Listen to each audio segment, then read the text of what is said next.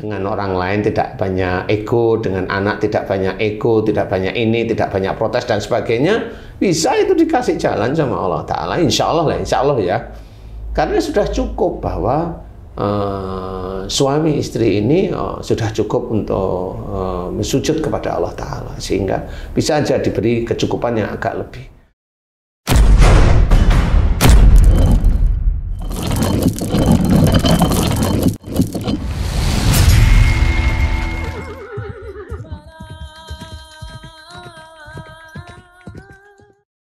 Bismillahirrahmanirrahim. Assalamualaikum warahmatullahi wabarakatuh. Waalaikumsalam warahmatullahi wabarakatuh. Amin ya rabbal alamin.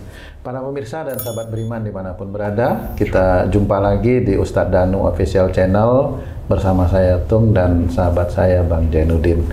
Pada kesempatan yang baik ini kita akan ngaji lagi bersama guru kita semua Pak Ustadz Danu. Assalamualaikum Pak Ustadz. Assalamualaikum warahmatullahi wabarakatuh. Amin ya rabbal alamin. Pak Ustadz, ini ada teman nih yang bertanya kepada saya. Teman saya ini kan ya hidupnya seperti itu aja, agak susah-susah gitu Pak Ustadz. Dia selalu berdoa minta kepada Allah agar diberikan harta yang banyak, rezeki yang banyak. Dia sholatnya rajin, tapi dia bilang, doaku kok belum dikabulin sama Allah ya? Karena masih tetap kurang. Iya, masih tetap kurang. Lah nanya ke saya lah, saya juga nggak bisa menjelaskan. Jadi gimana menjelaskan hal yang seperti itu Pak Ustadz? Ya, Bismillahirrahmanirrahim. Assalamualaikum warahmatullahi wabarakatuh. Waalaikumsalam warahmatullahi wabarakatuh. Amin ya rabbal alamin.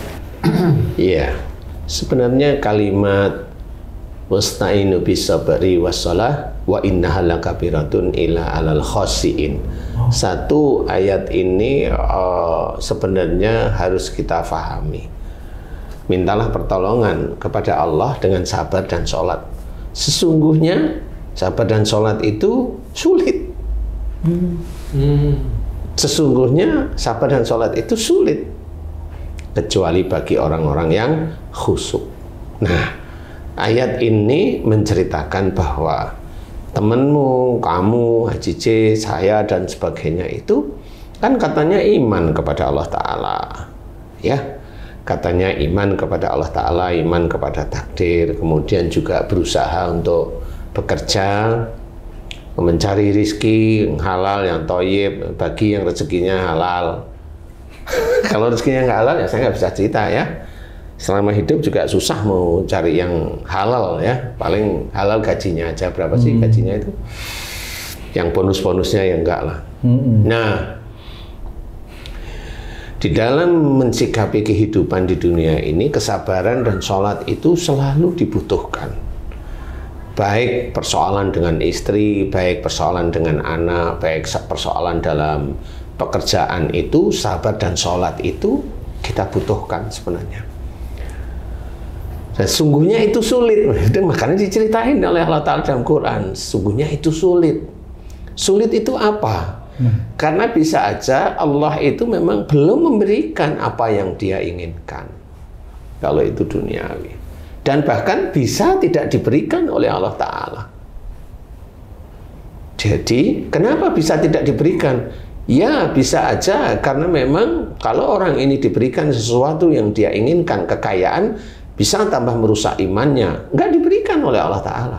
Berarti Allah tuh maha kasih sayang. Ya, Allah. Betul. Tapi apakah orangnya sendiri itu merasa dikasih sama Allah Ta'ala? Kan gitu. Jadi, bagaimana dia harus menjalani? Sabar. Sabar sampai kapan? Sabar menurut aturan Allah. Nah, bagaimana kalau Allah mau menitipkan harta yang lumayan banyak bagi seseorang yang imannya kuat? Kuatkan iman itu setiap saat. Dan tidak perlu minta harta. Tidak perlu minta harta sama Allah Ta'ala. Kerja dengan rajin, kerja dengan ikhlas di jalan Allah. Karena ada kerja yang belum tentu dia ikhlas, karena pada saat dia ingin jabatan, dia bayar pimpinan yang lain agar dia jabatannya dinaikkan. Ya ada seperti itu. Nah, itu kan nggak ada keikhlasan, nggak ada Allahnya di titik itu. Walaupun dia sholat Kalau dia nyogok berarti dia menentang syariat Islam. Kemudian pada saat dia kerja, dia ngorek-ngorek asap besi, ada aspal, ada rel, ada dan sebagainya, itu dikorek-korek semuanya. Dan ini kan semuanya bisa menjadikan dia penentang agama Allah, syariat Islam di dalam melakukan pekerjaan. Nah, kalau pekerjaan itu berpuluhan-puluhan tahun, ya dia selama puluhan tahun menentang syariat Islam. Kan seperti itu. Nah, di titik ini orang itu sepertinya gampang, dia kaya, kemudian dia bisa menimbun hartanya, bisa. Tetapi apakah besok dia di akhirat selamat? Enggak, orang itu enggak akan selamat. Apakah sholatnya nanti kan bisa dihitung? Enggak. Dalam salah satu hal dia muflis, yaitu dia tidak ada gunanya sama sekali. Sholatnya, puasanya dan sebagainya tidak ada gunanya sama sekali. Jadi percuma. Nah, orang yang seperti ini kalau dikasih seperti ini nggak mau dia. Dia nggak mau, dia milih, oh jangan undang ustadz yang seperti itu kan gitu ya. Tidak menyenangkan hatinya, ya tidak ada masalah. Ini kan kita bicara tauhid, pasti banyak orang tidak suka. Nah, di titik inilah sebenarnya jangan tergoda, tergiur dengan masalah harta. Bekerjalah dengan baik, tulus, ikhlas. Nanti Allah akan tetap memberikan jalan-jalan rezeki yang memang tidak disangka-sangka. Bahwa tidak disangka-sangka, orang itu kalau sudah berbicara tidak disangka-sangka itu besar. Padahal tidak disangka-sangka itu setiap kali dia itu lagi membutuhkan rezeki Allah Ta'ala ada pekerjaannya. Itu juga nggak disangka-sangka sebenarnya. Jadi jangan berpikir kalau nggak disangka-sangka itu besar gitu. Betul. Itu kan kata teman-teman saya yang lain. Itu namanya rezeki tidak disangka-sangka itu besar sekali. Enggak. Kayak kamu, mamanya tuh, kamu pensiun, ada aja rezeki yang tidak disangka. Ya? Nah, tidak disangka itu sendiri kan nggak ngerti bahwa iya ya. Kan begitu, seperti itu. Nah, disinilah sebenarnya orang harus paham. Rezeki yang tidak disangka nggak harus besar, tapi continue aja. Nah, di titik itu sebenarnya harus difikirkan bahwa harta itu bukan tujuan utama. Nggak ada di dalam Islam ini suruh mencari harta banyak, itu nggak ada. Karena Allah yang mengatur rezeki seseorang. Jadi kalau ada temenmu yang dia itu kok begini-begini aja, sabar dalam berdoa. Coba doanya apa isinya? Oh, doanya dia minta dunia lah ya. Gantilah, jangan minta dunia ya. Banyak mohon ampun, banyak mohon ampun. Loh katanya Ustadz itu setiap kali tahajud suruh minta apa saja loh ya. Ya jangan, itu kan permintaan Ustadzmu ya. Janganlah ya. Ikutin perintah Allah Ta'ala. Bagaimana? Wabil asharihum yastaghfirun, salah satunya itu. Dan di penghujung malam mereka selalu memohon ampun. Penghujung malam ini identik dengan kamu melakukan sholat sunnah tahajud. Banyak-banyaklah mohon ampun di situ. Nah, kan jelas itu perintah Allah Ta'ala. Nah, di titik itu mudah-mudahan dengan kamu tulus, kamu ikhlas, kemudian kamu berubah dari sifat-sifat tidak baik menjadi baik, sifat tidak baik menjadi baik, itu dari Allah Ta'ala. Nah, mudah-mudahan nanti imanmu kuat untuk menerima beberapa tambahan rezeki dari Allah Ta'ala. Ya, nanti Allah yang akan tahu. Sehingga nggak perlu minta dunia sebenarnya. Jadi Allah sudah tahu kuat nggak kita sebagai manusia itu kalau dititipi harta oleh Allah Ta'ala. Banyak-banyak bersyukur atas nikmat Allah yang tidak akan bisa kita hitung. Sejak kita dalam kandungan ibu kita hingga saat ini itu nggak bisa kita hitung. Bersyukurlah kepada Allah Ta'ala agar kita termasuk hamba-hamba Allah yang senantiasa bersyukur. Apa saja kehidupan kita sejak dari mulai kita dalam kandungan ibu kita sampai sekarang itu kita diselamatkan oleh Allah Ta'ala, syukuri itu. Seperti itu nggak pernah disyukuri. Nah, itu harus ya. Kalau ada seseorang yang susah kehidupannya ya, ini bukan cuma sehari, bertahun-tahun susah, utang sana, utang sini untuk kehidupannya berlangsung terus, Ustaz. Nah, ibadah apa aja sudah dilaksanakan lillahi ta'ala dengan menunggu kesabaran. Namun kan penderitaan itu masih terus berlanjut. Adakah dosa yang menghalangi rezeki orang tersebut, Ustaz, sehingga Allah masih menahan rezekinya, Ustaz? Kalau dosa saya tidak tahu persis, tapi evaluasi apakah dulu dengan orang tuanya dia bermasalah, kan gitu. Karena pada saat dia itu menikah, umpamanya dia itu sudah lurus-lurus saja, umpamanya, tapi dengan orang tuanya bagaimana? Kalau dengan orang tuanya dia insya Allah tidak bermasalah, tetapi sampai saat ini itu seperti bermasalah, di titik mana bermasalah? Di titik mana? Kalau si orang tersebut laki-laki, di titik dia itu kekurangan harta, walaupun sebenarnya pas-pas saja sih, tapi merasa kekurangan harta. Belum tentu di titik itu adalah kekurangan beneran dari laki-laki tersebut. Nggak taunya pada waktu dilihat, dia itu kesulitannya di istrinya umpamanya. Nah, di titik istrinya ini sebenarnya ini tidak bisa dibangun kecuali istrinya sendiri itu paham. Jadi Allah itu melihat ini hambaku ini dia sudah baik, tapi istrinya nggak bisa. Dia banyak nuntut, dia banyak arogan, dia banyak ego, dia banyak menangnya. Karena istrinya seperti itu, si suami itu sulit untuk menasehati ya, memberikan masukan kepada istri atau merubah istrinya menjadi soleh. Ya Allah nggak bisa memberikan harta seperti itu. Karena apa? Si suaminya memang dia baik dan nah kalau ini dikasih, istrinya akan melunjak nanti pasti. Banyak tuntutan. Nah sehingga di dalam kondisi seperti ini aja istrinya menuntut ini, suaminya nggak bisa menolak, apalagi nanti suaminya dititipi oleh Allah Ta'ala harta yang cukupan lah istilahnya. Ya, kalau istrinya menjadikan lebih rusak, suaminya kan ikut rusak juga. Nah, dengan seperti tadi yang tadi saya ceritain, bisa aja tidak diberi oleh Allah Ta'ala selamanya. Karena apa? Tugasnya dia adalah membimbing istrinya sampai kapan? Sampai meninggal. Karena apa? Dengan seperti itu, tugasnya itu adalah mulia di hadapan Allah Ta'ala walaupun tanpa banyak harta. Dia mulia memang.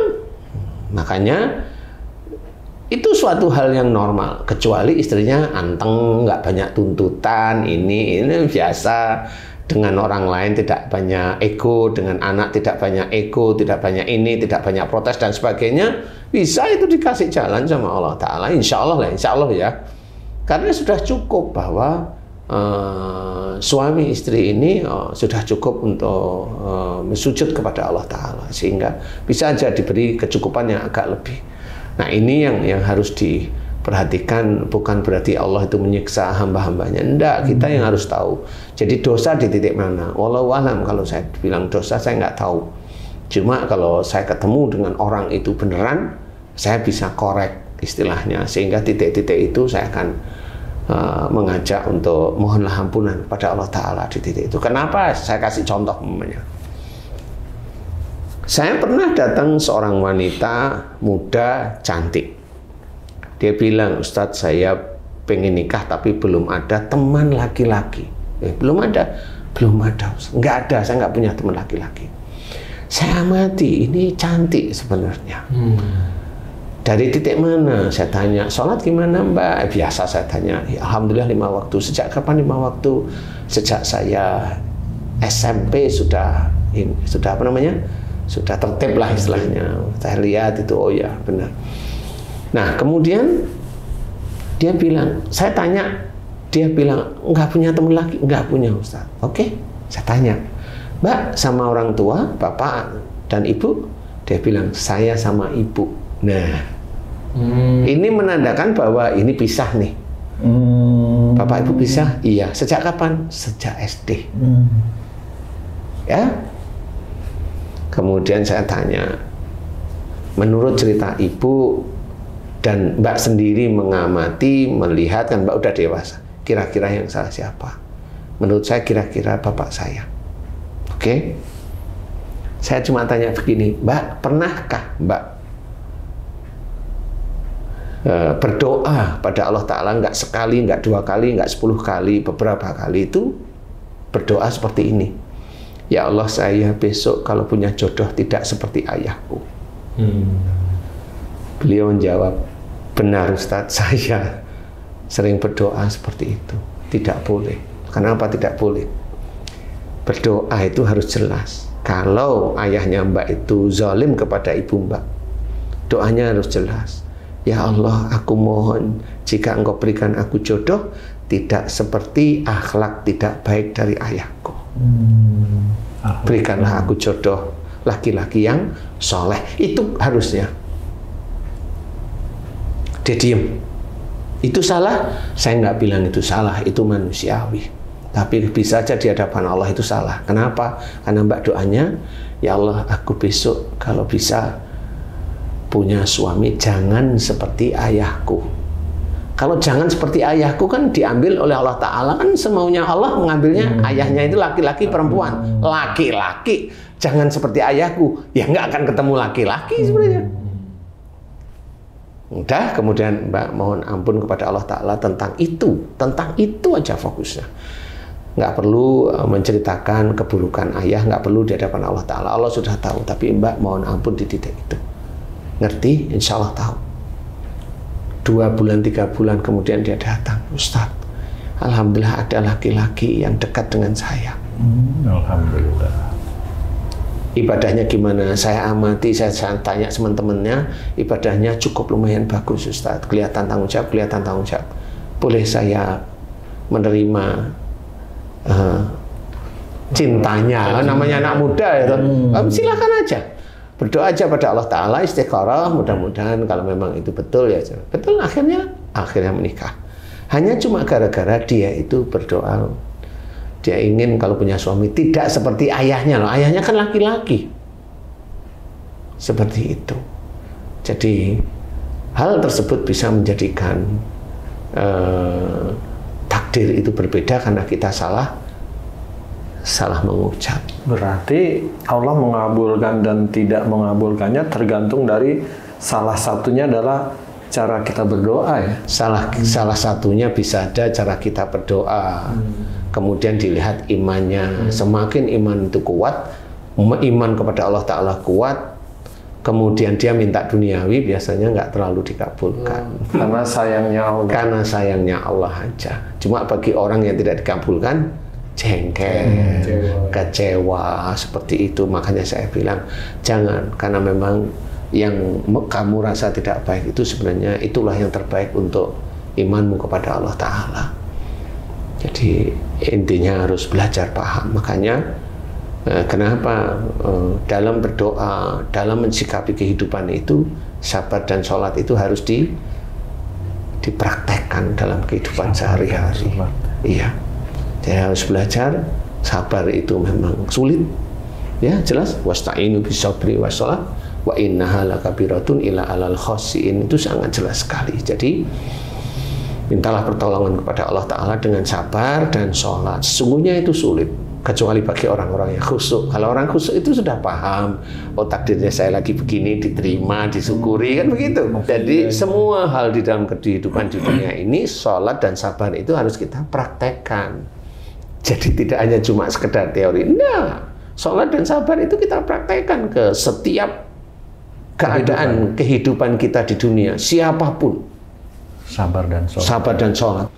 Nah, begitulah kita harus pahami bahwa sabar dan sholat ini adalah penolong dari Allah Ta'ala. Jadi Allah akan melihat kita dalam kesabaran dan sholat yang harus kita jalankan setiap saatnya, apapun bentuknya.